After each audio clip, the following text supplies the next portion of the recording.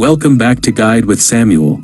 Today, I'll show you how to download a digital copy of your Emirates ID directly from the UAE Pass app, perfect for when you need it quickly.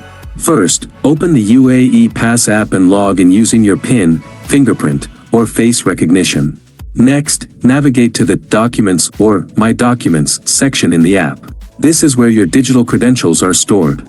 Then, look for Emirates ID in the Documents list. Tap on it to view your digital Emirates ID. After that, look for a download, export, or share icon, usually a square with arrow pointing up or download symbol. Tap this button. Choose to save the document as a PDF or image file. You can save it to your phone storage or directly share it via email, WhatsApp, or other apps. You now have a digital copy of your Emirates ID that you can use for online verifications or send to organizations that require it. If this download guide was convenient for you, please like and subscribe. Thank you for watching.